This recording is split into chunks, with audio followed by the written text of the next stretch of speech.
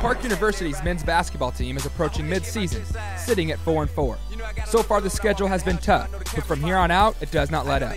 Over the next week, we'll take cameras and microphones to the hardwood, in the locker room, and in the huddles for a unique look at this important 6-day grind.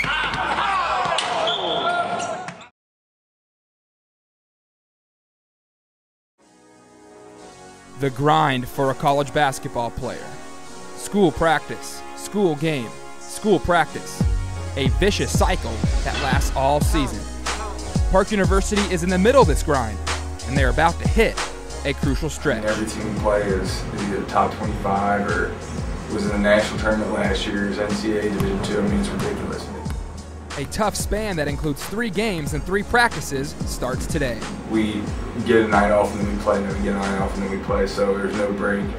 But I think, yeah, this stretch will be huge for us. Let's go hard now, you're loose, let's go hard. Practices are intense from beginning to end, stemming from the man in charge.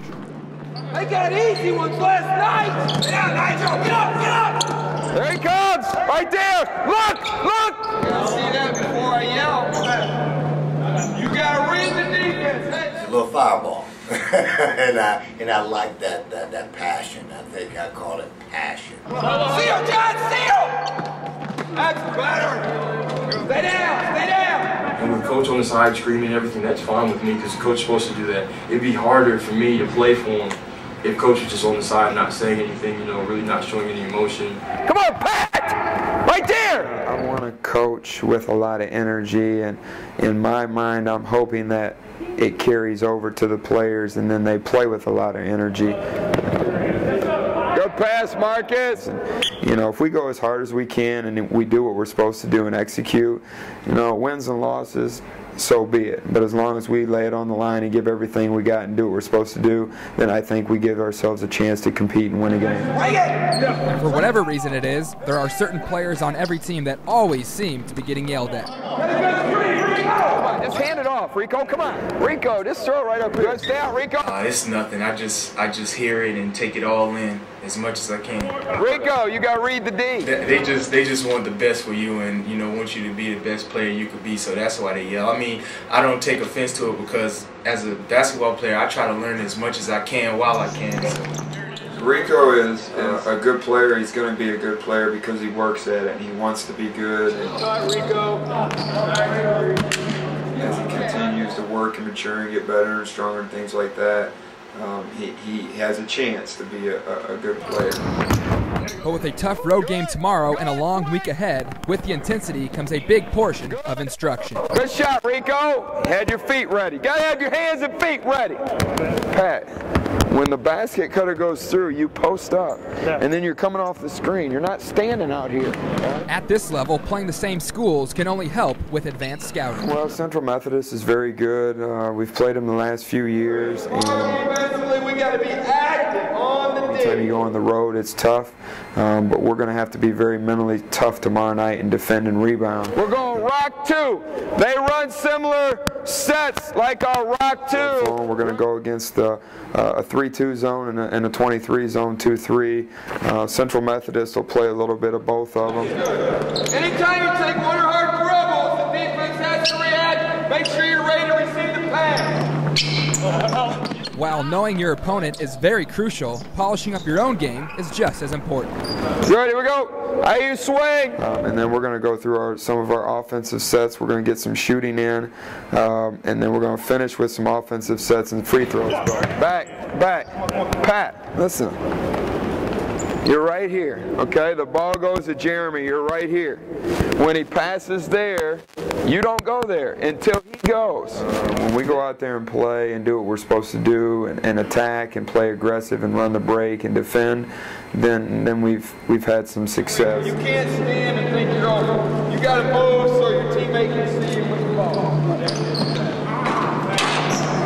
And no practice ends without the work of the ever-important free throw. We'll get ready tomorrow to leave and go to Fayette. Mentally and physically, I'm just letting you know right now, it's a tough place to play. We got to be strong mentally, we got to be physically strong going in there. Day 1 of practice is in the books. Day 2, the Pirates hit the road to Fayette, Missouri to take on Central Methodist. Any questions? Tomorrow, 2:30. Let's go.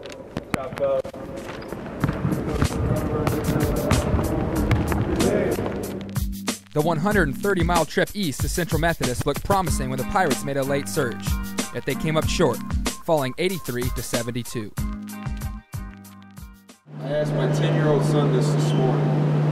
I said, Jacob, if there's 10 minutes on the clock and you're down by 12, and 4 minutes on the clock and now you're only down by 3, I said, what are you going to do?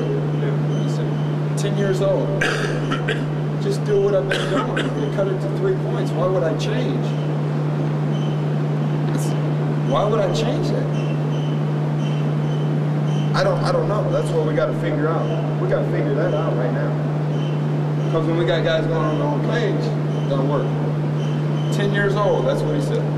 Why would you change something for 6 minutes from the 10 mark to the 4 mark if you got back in the game? Why would you change what you're doing? Wouldn't you just keep doing that? I said, that's what I think. Any questions? 2 laps, let's go. We're going to get after a little bit, bang, and go hard and work on some different things that I thought that we did not do last night. So it was back to work for the Pirates at the Brecken Sports Center with the game against Mid-America Nazarene tomorrow. We're going to work on stopping penetration. We have to do a much better job of stopping penetration. That means this. If this guy's quick, man, I can't get up here. I might have to be right here and read the angle. If he goes this way, read the angle. Get up, get up, get up. And quickly, one thing became the focal point. Challenge every pass. Nobody catch it. And then things started to click. Too easy. Good zip. Right there's what we want. We challenge every pass. We like to put teams on their heels and pressure teams and make them uncomfortable. What Sim did right there, challenge everything and be there with them and try to get it right. That's what we need on every single defensive possession. Let's go. And the man in the center of this defense is John Merriweather. Got it. Yeah, he's a beast, man. Man, it's amazing. John Merriweather is a good basketball player, you know. John Merriweather laces up his shoes just like everyone else, but he is an NAIA All-American. Yeah, he was like 3-source All-American, whatever. He hasn't slowed down at all. If anything, he's gotten better, so, which is hard to do as good as he is. And when you are an All-American, offensive adjustments are made around you. We'll make a couple tweaks a little bit on the offense and just maybe improve our spacing a little bit and things like that so we can get John the ball. Merriweather is averaging 22 points, 10 rebounds, and almost 3 blocks a game. Those all rank top 5 nationally. And he isn't scared to set a screen either. John Merriweather is he's as good as they come. Good steal, John. I would love to have a John Merriweather in my program every year of what he does for the program, the university, on and off the floor, the way he represents himself. He's quality.